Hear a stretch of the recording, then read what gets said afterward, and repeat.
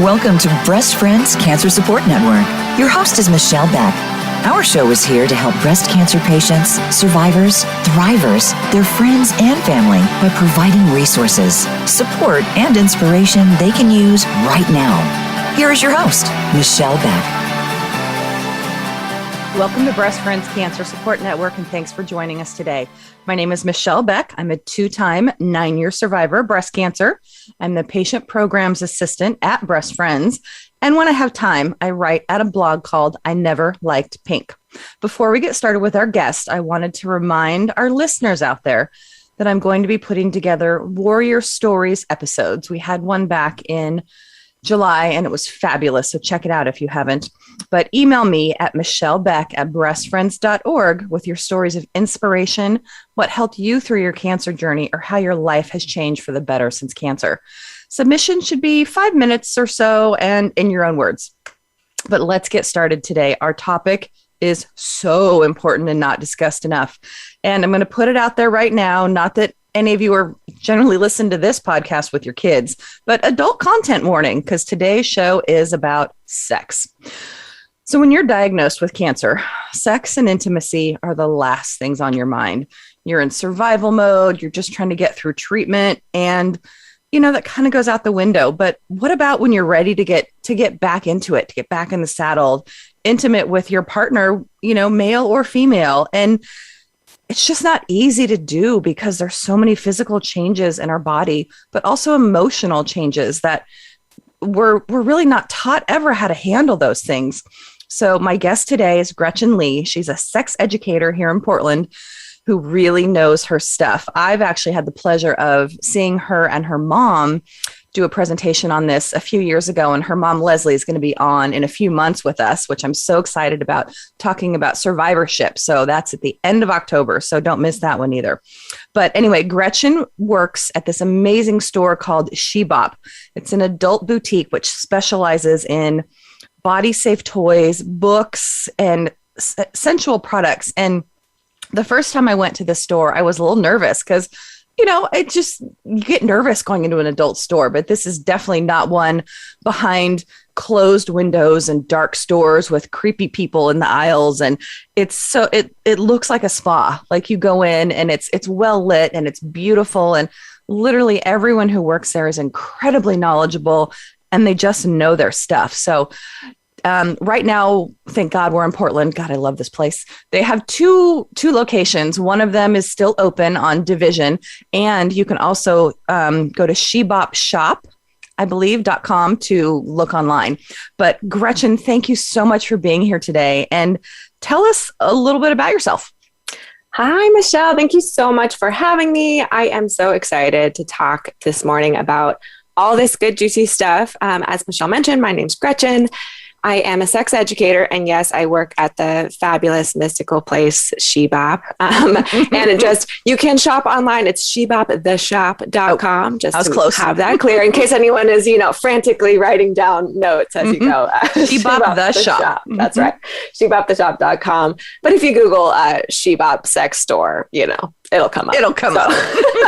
But yeah, I'm a sex educator. I have been doing this work for about 7 years, which feels like a long time that I've just kind of been in this sex world and slinging dildos for a living. And when I am not doing that, I also work in personal training and strength coaching. Fun fact about me, I do competitive weightlifting and coach other people to do the same thing. Awesome. So I get to spend all of my days talking about people's bodies and getting to watch people do cool things, whether it's about sex or it's about fitness or it's about strength in emotional or physical ways. So it's a pretty blessed life, I'd say. That is really cool. I did not know about the weightlifting and strength training. Fun fact. And it's really amazing because our bodies they all work together in sync. Like That's right. You can, this part might work and that part might not, but you can really help people in a lot of ways because you are just, you've learned so much. How did you get into the sex education portion? You mentioned my mom, which is funny. Mm-hmm. I love that.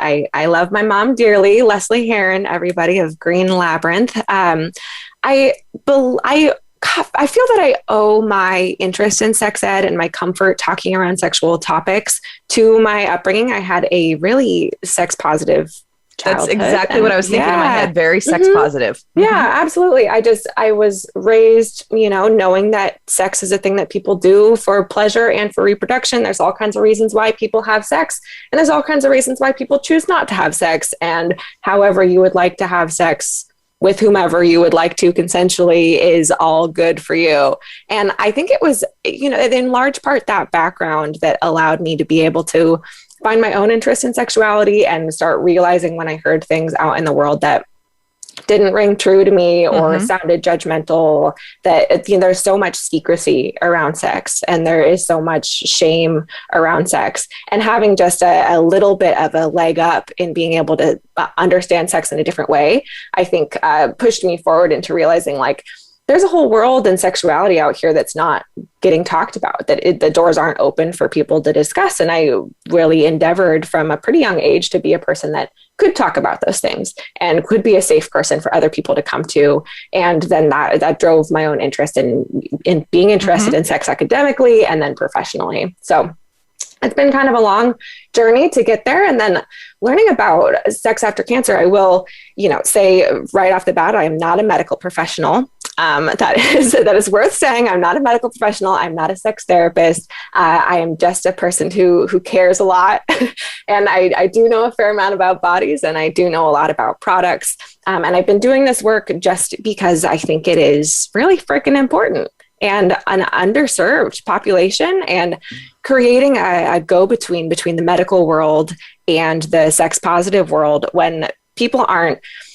Not everyone who is a survivor of cancer is wanting to have the wildest sex in the world and wanting to just whatever kind of wild sex act you can think of. But unfortunately, we're just wanting to have any kind of sex. Right. Just wanting to have your body respected and be able to experience pleasure and be able to connect with yourself and or a partner. And unfortunately, in the medical world, that's not, if you're not banging down the door being like, my sex life, if you're not the one bringing it up, I hear so frequently that doctors and providers also aren't bringing it up.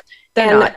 Yeah. So this topic became important to me because I wanted to create that go-between of a place that it's okay to be sexual. It's okay to not be sexual, but you deserve to have your questions answered about your body, and you deserve to feel and experience pleasure. So that's, how I got interested in this.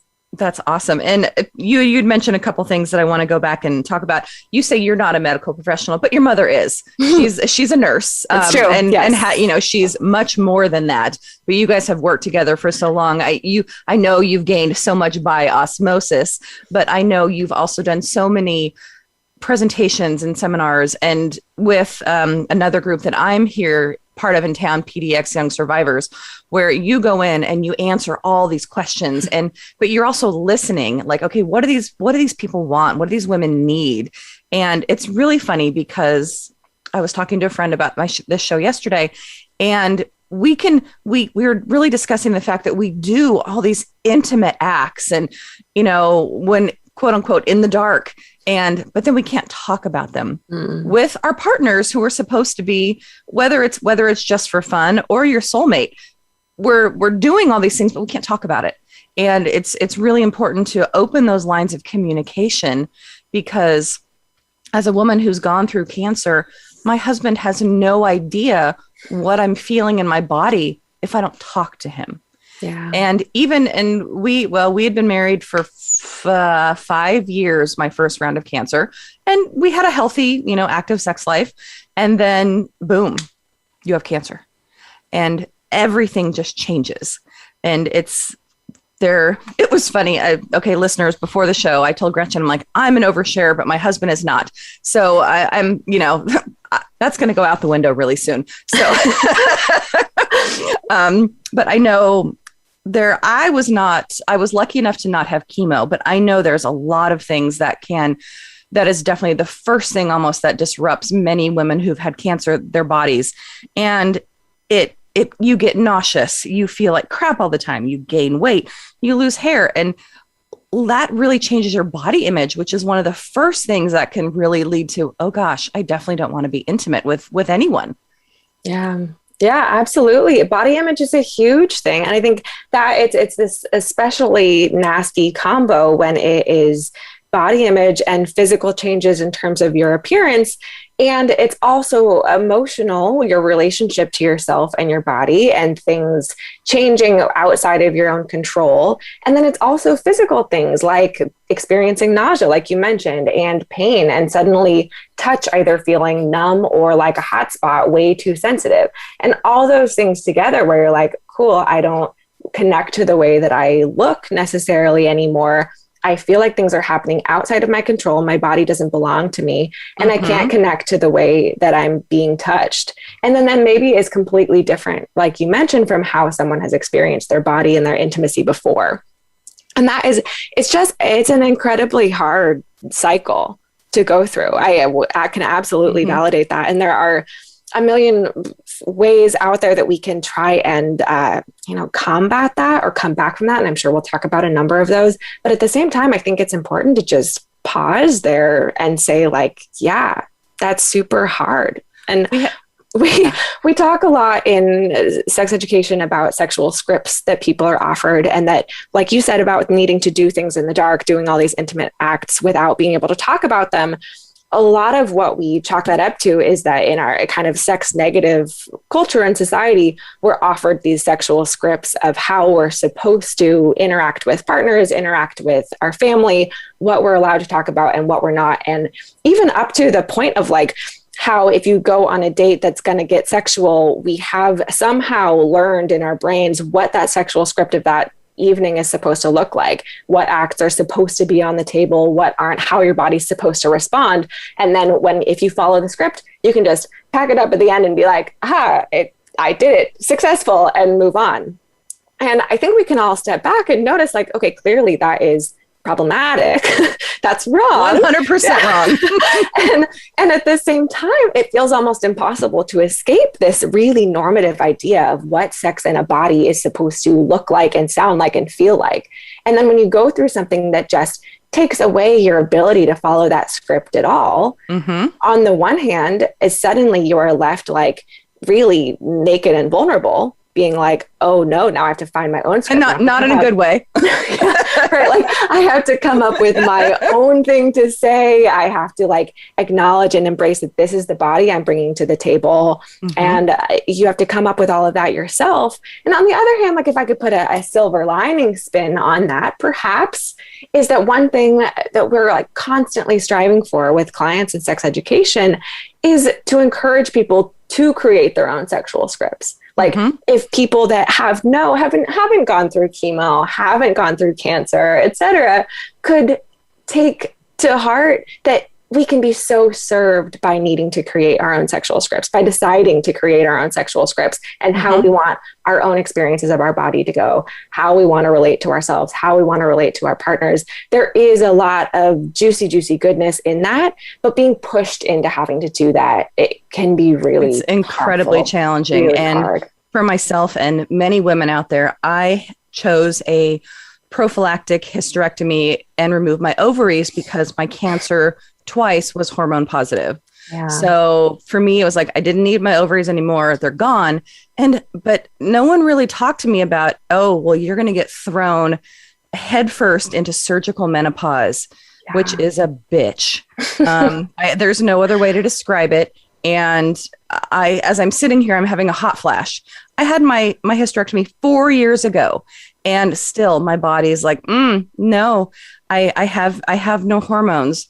Which for me personally, the hormones are what sparks that desire. Like, ooh, like you get that feeling where someone looks at you and you're like, ooh, I want to go do some dirty things, not dirty things, but you know what I mean? Some fun things. And I don't have that anymore. Yeah. I love my husband. I'm definitely attracted to my husband, but you know, he can look at me and I'm like, okay, I know what he wants, but what does my body want? And that's really, it's so challenging. And also if you haven't had, menopause or whatever, the lack of hormones, it literally makes your vagina and everything shrink, atrophy. There's very little lubrication. And for me, a cisgendered hetero woman who would like to have, physical intercourse, it's challenging because my body has changed so much. And we really have had to learn different ways to combat this. And I've heard some people talk about this expression, if you don't use it, you lose it. And I think that's really, it happens here for someone in my case. And, we need to figure out ways to combat that. Totally. Yeah. I mean, a couple of things you said there. One was about your history pre-menopause of having that kind of, you see someone across the room and then you're like, ooh, I'm feeling kind of something cooking up down here, which there's a really incredible book out there that I would recommend people read if you're interested in getting kind of sciencey about bodies and about desire, called Come As You Are. It's by Dr. Have you read it? It's in my list. My acupuncturist told me about that. She goes, you have to read this book. Yeah. It's next on my list. It's by Dr. Emily Nagoski, who is an incredible researcher all about sex and sexuality and desire. But that you referred to, she refers to that as spontaneous desire, which is, it's normative in our culture. It's what we aspire to have, is this spontaneous desire, which is that the doors closed on the elevator and you're a sexy person standing next to you and you're like, we have 3 minutes, and you get down and dirty. But for most of us, regardless of medical history, regardless of menopause, for most people going throughout their lives, we experience more of what's called a responsive desire, where things have to build up. We have to decide to have sex or have sexual stimulus already and get things cooking to get your brain and your body on the same page that I could do something sexual right now. And when you've experienced trauma, when you are going through hormonal changes, all of that, then that responsive desire becomes even more prevalent. That sometimes that spontaneous desire is just far away. It's well underneath the surface, and we need more of that kind of upfront stimulus to help coax our sexuality back out. And that's totally okay. And I think it's more common than we think that it is, especially when someone has gone through something hard or your body's going through changes that make you feel a little bit more out of touch with it. Sometimes we just need a little more time, a little more intro to get things cooking. Yeah, you have to give yourself some grace, because this is not easy. And it's as much as I want to be intimate and I want to have that connection, I've had to realize over the past few years that it looks different for me now. Yeah. And that's unfortunately something that many cancer survivors have had to go through. It's our bodies are different. Our brains are different. How we feel about our bodies are different. And so that's why we're here today. But we do have to take a quick break. So Gretchen and our listeners, hang out for a couple minutes. We'll be back. Remember, those of you out there, you can make a donation on our website or by texting BF Radio to 41444 to help Breast Friends continue on its mission to ensure that women don't go through cancer alone and get their sex questions answered. So stay with us. We'll be back in a minute. Become our friend on Facebook. Post your thoughts about our shows and network on our timeline. Visit facebook.com/Voice America. Thank you for listening today. Breast Friends needs your support. We rely on donations to continue our mission that no woman goes through cancer alone, and to keep the show going. Please consider making a tax-deductible donation to Breast Friends. You can text BF Radio to 41444 or visit us at breastfriends.org to donate. You can also like us on Facebook at Breast Friends of Oregon or follow us on Instagram at Breast Friends PDX. Be sure to tune in to the Voice America Health and Wellness channel every Wednesday at 9 a.m. Pacific, 12 p.m. Eastern Time for Breast Friends Cancer Support Network. Have you friended us on Facebook yet? Why not? Just go to facebook.com/Voice America or search for the keywords Voice America. Once you are part of our Facebook network, you'll receive daily messages about what's happening with our shows, this week's featured guests, and new happenings at the Voice America Talk Radio Network. And you can add your voice to the always active discussions on our timeline. Just go to facebook.com/Voice America or search for Voice America.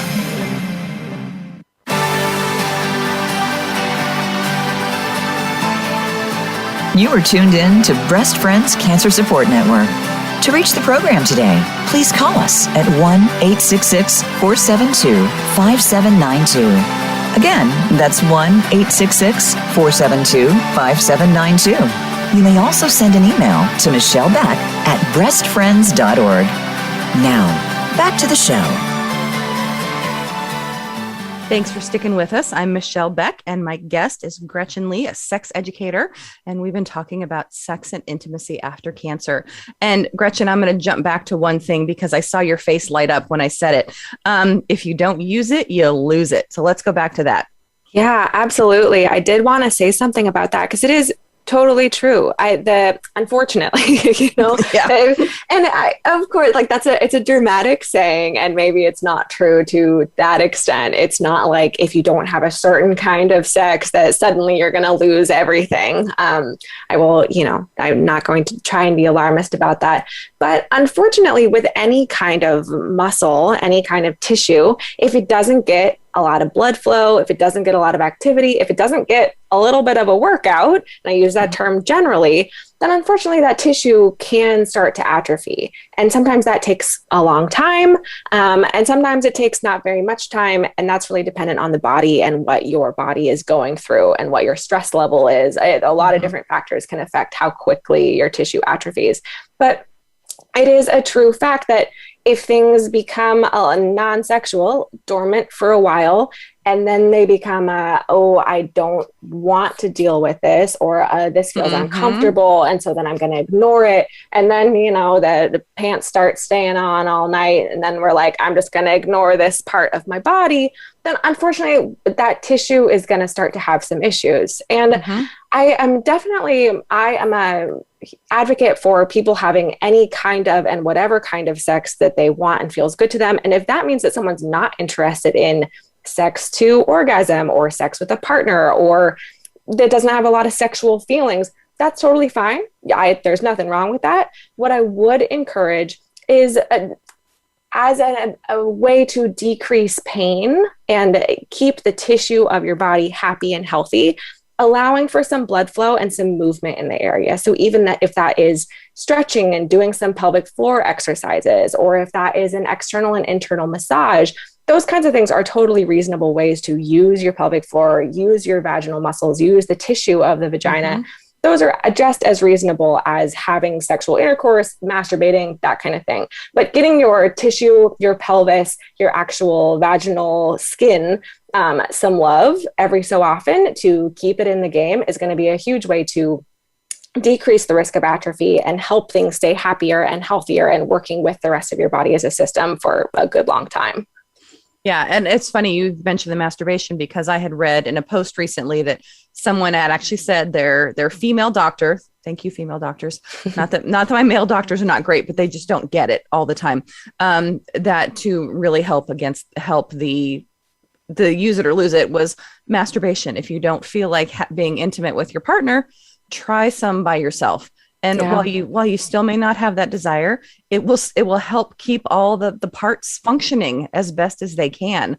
But what if you're still doing all of those things and your body's like, I'm just not into it. How can you help create that intimacy again when you're so vulnerable and you feel kind of stuck? Like if you're with a partner, male or female, and you just like, how do you even get started? Yeah, that's a great question.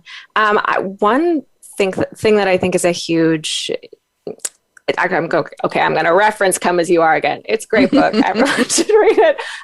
One lesson to take from this research around desire and arousal is about these two systems that we have at play, our sexual inhibition system and our sexual excitation system. And that we need, one of my favorite metaphors for these is like the brakes and gas in a car. And your inhibition system is like pumping the brakes, and your excitation system is laying a foot on the gas. And if we think about, when we talk about, I actually also teach about this in a class called Carnal Creativity with my wonderful colleague, Amory Jane. We do a lot of demos around these things that we know to make sex, quote unquote, more exciting. People often think like novelty, new, fun stuff, big flashy stuff, edgy stuff, kinky stuff, like all this kind of things to throw at our sex life to be like, we want to make it more exciting. We want to spice it up. And that is all gas pedal stuff. That's all excitation, which can be great. That kind of stuff is fun. If it works for you, awesome. And if that kind of stuff is not working for you, there's a good chance that that's because something is just jammed on those brakes and is like, nope. And you can floor the gas, but you're just going to flood the engine without going anywhere. And you're still going to stall and not do anything. Exactly. Yeah. So thinking of ways that we can take a foot off the brakes. And that might not lead to suddenly now we are rolling on the floor in passion for hours, but things like making sure you've got a bedroom or space that is set to your needs. If it's clean, if it smells nice, if the kids are taken care of, whatever that is, or if it's asking for reassurance and being like, I've got this big hang up about the way that my skin or my whatever looks like right here, or this spot really hurts when it's touched and I am so scared of it being touched and that's going to ruin the mood. Putting those things out there so that we can start removing the pounds of things from that brake pedal, so that hopefully then once our foot can come slightly off the brake, we can allow ourselves to move forward into a sexual experience. So that is a thought that I keep with me a lot, of being able to create an environment, whether that's through communication or open vulnerability, or creating an environment that feels sexy or safe or whatever that looks like for you, to have an environment that allows for sex to even happen in the first place. Can be a super important start. Now, so you mentioned communication, which is super important in any kind of relationship, or even if you're just out for, one night of fun sex. But do you recommend, so that you really need to talk about these things, because as the cancer person who's gone through all of these changes and all of these feelings and the body image, it needs to be discussed with your partner. Do you recommend doing it out of the bedroom or, definitely not in bed after a failure, after a huge brake pedal? How do you think you should talk about it to start? Yeah, it's a great question. A couple of years back, my mom and I did a class for the Stupid Cancer conference, all about, for young adults with cancer, all about dating and online dating as a cancer survivor or someone that's going through cancer treatment. And one of the big things that came up in that is this conversation around disclosure, which, so if we're thinking about new partners, then that's a question of like, okay, are you even open to dating people who might not get it? Some people are like, I actually only want to date people who've gone through intense medical stuff too, because I don't want to feel alone. I don't want to feel like I have this history and this story that won't be understood, which if that's your boundary, awesome. Like, do that. It makes sense. And if you are going to be dating people who might not be able to share that experience with you, then you ask yourself the question of, okay, what do I want them to know? And more than that, what do I need my partner to know? And it's uncomfortable to disclose. It's uncomfortable to disclose anything sometimes with our sexual scripts that we're given. We're told that anything that makes your body weird or different, that's on you and it's bad. And you have to your partner might leave you. And there's all of this fear around that, unfortunately. But I would encourage disclosure of some kind earlier on in the process. And if this is a long-term partner, then hopefully they know what you're going through and they've maybe been there with you. But disclosing outside of the bedroom, like you mentioned, is a great idea. I usually recommend people have any kind of sexual conversation outside of actually having sex, because this fear of ruining the mood or whatever that looks like for you is so strong that it can really affect the way that we have those conversations, up to and including just not having them at all. If you're worried, you're worried that someone is going to have an adverse reaction to something, you're worried that someone's going to ask you too many prying questions, and it's easier to just kind of fake it till you make it, then those conversations might not ever actually happen. And we might end up having bad sex or no sex at all because we're avoiding talking about the thing. So I would encourage talking about it before you get into a sexual experience, and picking a few things that you want to make sure that you communicate. Write them down if that works for you.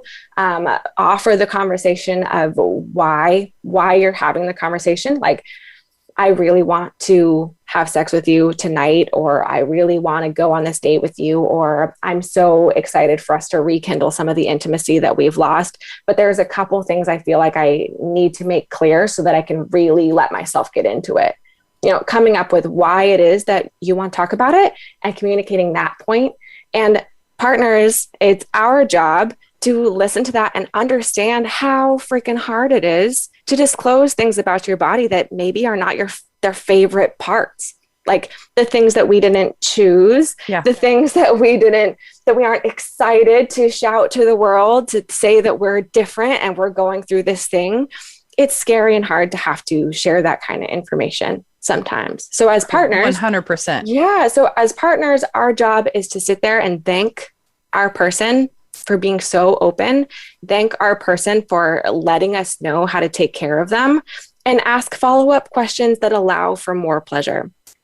If somebody tells me I'm pretty self-conscious about XYZ because of everything that I've gone through, I can ask follow-up questions like, is there any particular way you'd like me to touch that part of your body? Or how would you like me to refer to that part of your body when I'm admiring how gorgeous your body is? Like, I can ask follow-up questions to create an environment that, again, feels safe, that feels sexy, that allows for sex to happen. And I love the writing things down, because many of us out there, myself included, I didn't have chemo, but I had cancer, and I have cancer brain. I can't remember shit. Sure. And especially if I'm getting into a conversation where I feel so vulnerable, and it's so important. Like I know over the 9 years that I've been through my cancer experience, there's been a lot of tears, because, and like, even though I know it's not my fault, things that have happened to my body have changed our relationship and our lives. So I feel incredibly vulnerable when talking about this, and it has nothing to do with my husband or his response. I'm very fortunate in that aspect, but it's me. I have a hard time talking about it because my breasts were removed and reconstructed. My ovaries were removed. Essentially all my quote unquote societal female parts, other than my external vagina, have been removed. And so how do I become that sexual person again? So those conversations are so important, and there may be tears and anxiety, but to really get back into the sexual and intimate experiences, no matter how they will work in the future or how they will change, you have to have those conversations. Yeah. And so once these conversations happen, how, like, I know you're kind of an expert on the things that we can use and you can do. Let's dig into lube. How would you combat vaginal dryness? Because whether or not you've had your ovaries removed, even as we age, this is a challenging part for women. And no matter what if you're trying to put something in there or not, or even just, touching the clitoris, if you don't have that lubrication, it's not so fun and not so comfy. Not so comfy. So let's dig into that. Absolutely. I have so much to say about lube. Lube is great. And I will also just validate, this is another one of those things that it's like a well-kept secret in sexuality that we all have to figure out on our own, that lube is great. And as someone who sells lube for a living, it's no secret to me, but it's shocking. I think every single day that I am working in the shop, someone comes in and is buying a sex toy that's made of a grabby, sticky material. And we say like, oh, do you need any lubricant with that? And people will say, oh, I don't use lube. I don't need that. What the hell? Just like, you are wrong. And I say that jokingly. I'm not one to tell people their sexuality is wrong. But at the same time, and I've heard many people be like, oh, I'm still young, I don't need that, like, which is a huge fallacy around lube. So many of my colleagues are in our late 20s and we're like, I use lube. Okay. Lube's great. It is a short story about that. And it can make all kinds of sex and sexuality more pleasurable. So I would say it is great to have a lube on hand. And even if you are one of those people that is like, I am a waterfall down here, I don't need it, you can keep it on the bedside table. And someday when you decide you want to try it, I bet you'll love it. And there, from my knowledge, there is a difference between the type of lubes you use with your bodies and with toys. Is that correct? Kind of. There are a lot of different kinds of lubes. There are 3 main categories of lubes, and that's based on what they're made out of. So we've got a silicone, oil, and water. all of them, if you get them designed as a lubricant, and especially somewhere like Shebop that sells body safe products, you're going to go home with a product that is safe for your body. Hopefully, we can't, of course, guarantee individual chemistry, all of that, but something that has been designed to be used internally, safe for most bodies. But between those, you want to keep your silicone-based lube away from any silicone toys. And the majority of sex toys made these days are made out of silicone. So silicone is what condoms come coated in. So that is silicone lube. There's nothing wrong with it. If you're using things like condoms and other barriers, it's likely you've already been introduced to silicone lube. It's thin in texture and goes and goes and goes, but it's just not compatible with your silicone toys because it will bind to itself and kind of gum up the material, start to rip it apart. So either water-based lube, or what about oils? Because I've heard some people just grab coconut oil out of their kitchen and that's what they keep on their nightstand. Yeah, there is nothing wrong with coconut oil. Coconut does have some natural antifungal, antibacterial properties, which sounds great. But if you have a really, really sensitive bacterial system, it's possible that it can start to wreak some havoc with your own internal bacterial system. That's not super common, but it can happen. So if you know yourself, pay attention to your body. Yes, pay attention to your body. There are all kinds of other oils out there that are designed specifically for internal use. And I recommend an oil-based lube to folks that have really dry tissue. An oil can feel super moisturizing, really rich, and give a lot back to that kind of brittle tissue, like tissue of the labia and the internal vaginal canal, stuff that doesn't feel like your regular skin that's covering the rest of your body. Oil can be super, super juicy for that kind of delicate tissue to give some of its oomph back. And it's a little more long lasting than water. Water-based lubes are the most common kind of lube. There's water-based lube across the gamut of ingredients, scents, flavors, thickness, thinness. Like there are a million kinds of water-based lube out there. There are some big key ingredients to look out for if you're shopping for a water-based lube and you want to be real gentle on your skin. And those, I'll list them here for anyone who's taking notes, are parabens, glycerin, and propylene glycol. Specifically, glycerin can act like a sugar, which we know sugar and vaginas, not big fans of each other. So I would avoid using anything glycerin-based or that has glycerin in it. Parabens are not allowed in most things designed for kids, but they are allowed in things designed for vaginas, which doesn't make any sense for safety. But there is some inconclusive link to parabens and breast cancer. So in general, we're like, the link might be inconclusive, but let's just not do that. So I'd recommend staying away there. It's used as a preservative. It extends the shelf life, but there's plenty of lubes without it. And propylene glycol can be an irritant. So we want to stay away from those big three. And then there are plenty of lubes of all kinds out there available to you that don't have any of those in them. So places like Shebop, we sell. Do your research. Buy tiny bottles to start. Find out what works for you. Sliquid is one of my favorite brands, and I know they have a ton of stuff.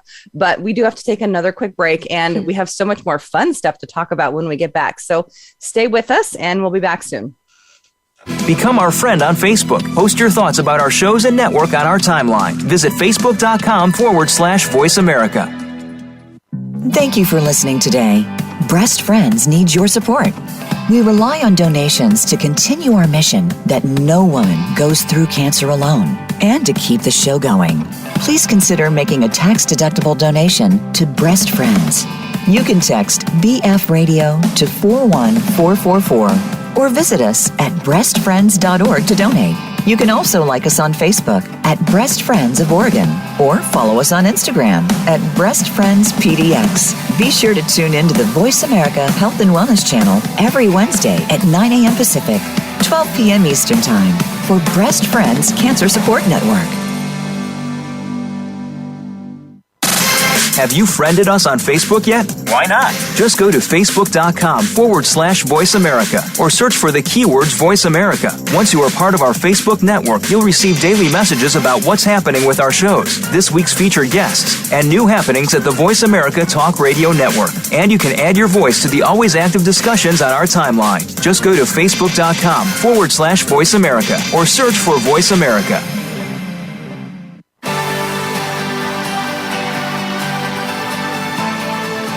You are tuned in to Breast Friends Cancer Support Network.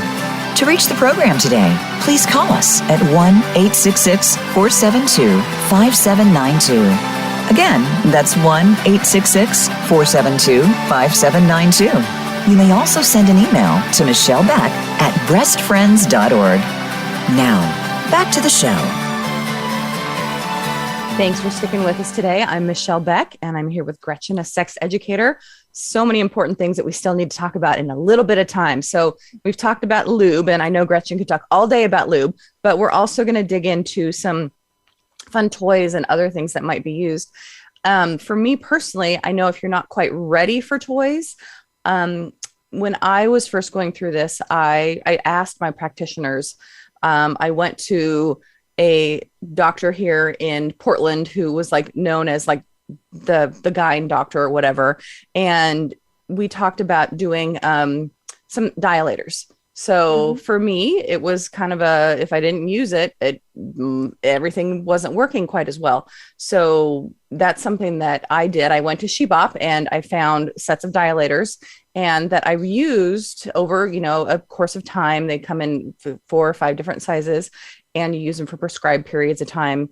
And that was something that definitely helped me, and I know is helpful. But what are the other things once you get past that point where you're like, okay, I'm feeling better, my things seem to be working a little better, what else can you do to pull into the bed for more fun?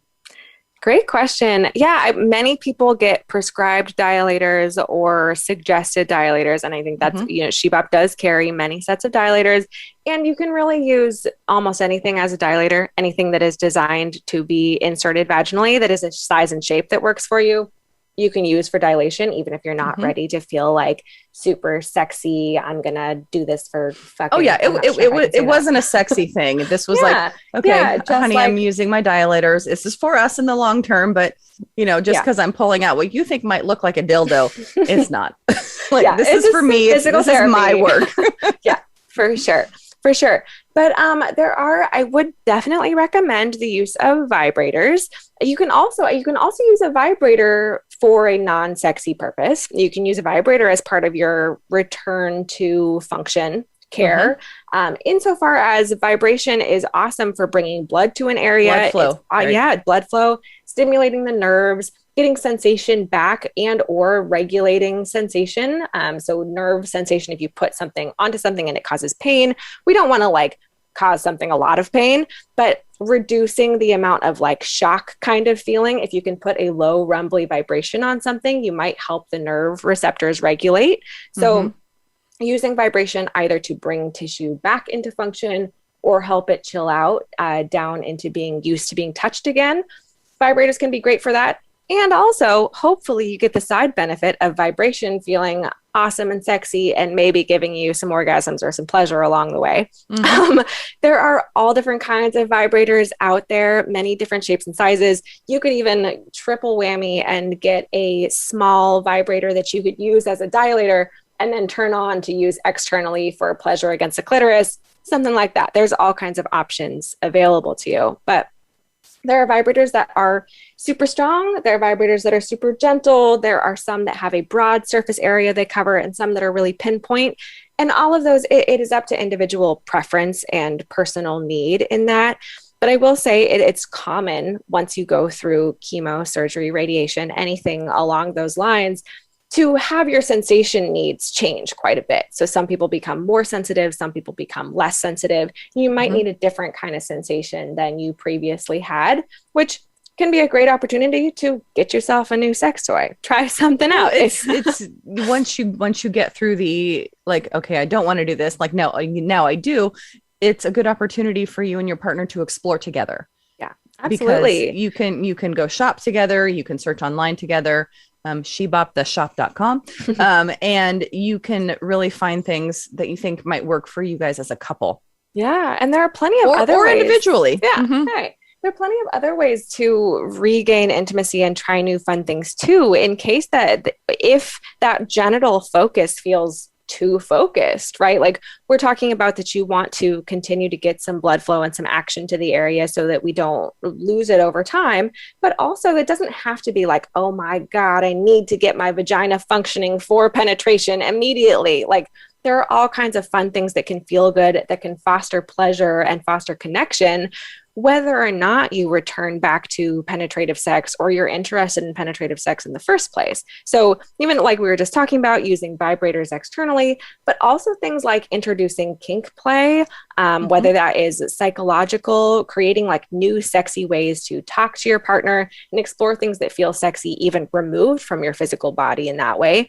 Or I've known plenty of people that post a large something that happened in their life that changed their relationship with their body, becoming interested in things like bondage or impact play, new ways to connect to a body that feels new, that allows them to regain a sense of control and connection that's totally different from what they were doing before. Starting something totally new in this new body can be fun and create new routes for communication as well. One thing that brings to mind, I had a class in college. I went to UC Santa Barbara.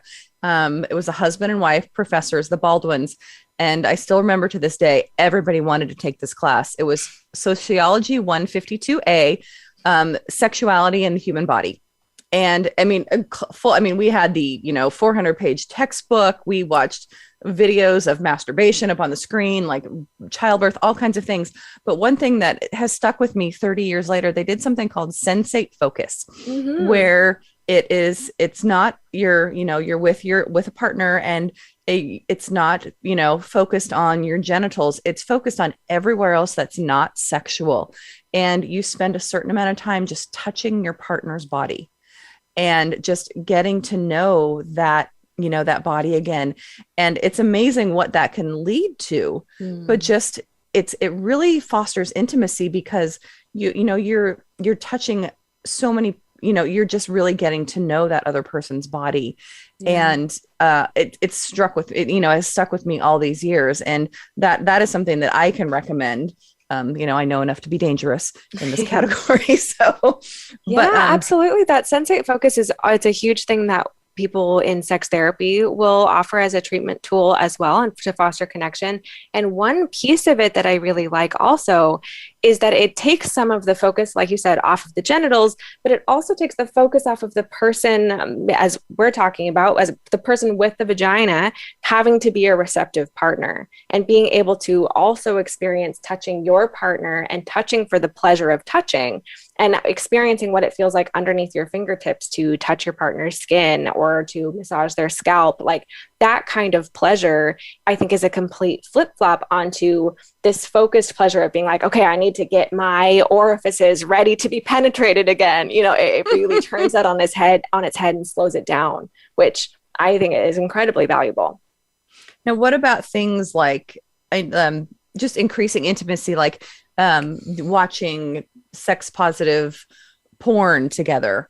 Totally.